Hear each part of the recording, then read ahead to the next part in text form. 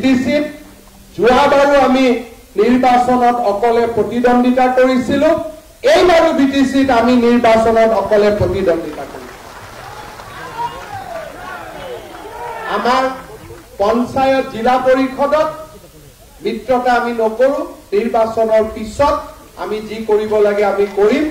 বিটিচিৰ আমাৰ কাৰ্যকৰ্তাসকলে আজিৰ পৰা সংগঠনৰ বাবে আৰম্ভ কৰক।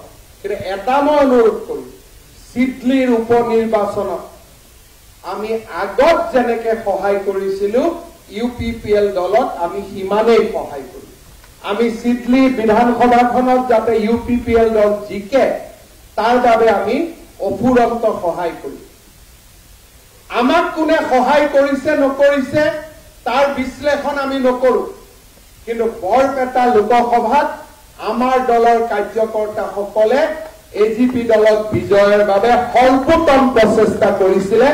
আজি মই বৰপেটাৰ কাৰ্যকৰ্তাসকলকো ধন্যবাদ জনাইছো আৰু আহ্বান জনাম যে বঙাইগাঁও বিধানসভাত AGP দল উঠিব, আমি AGPক সমৰ্থন কৰিম।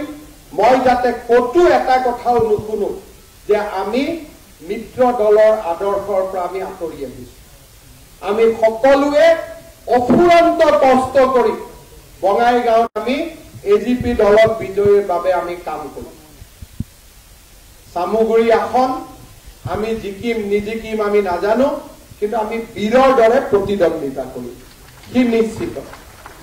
বাকী বিহালী আৰু আমাৰ কাছাৰৰ আসনৰ দায়িত্ব ৰঞ্জিত দত্ত আৰু পৰিমল শুক্লবৈদ্যক আজি আমি অৰ্পণ কৰিছো।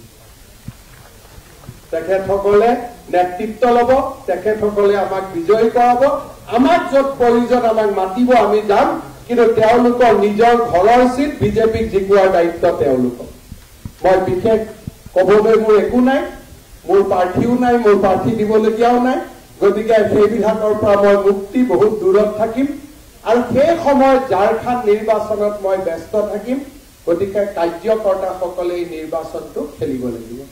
পুনৰ এবাৰ আপোনালোক সকলোকে মই অভিনন্দন জনাইছো। মোদী ডাঙৰীয়াক কৃতজ্ঞ অসমবাসীৰ হৈ অভিনন্দন জনাইছো। জাতি মাটি সুৰক্ষাৰ কাৰণে আমি আৰু কি কৰিব পাৰোঁ আপোনালোকে চিন্তা কৰিব।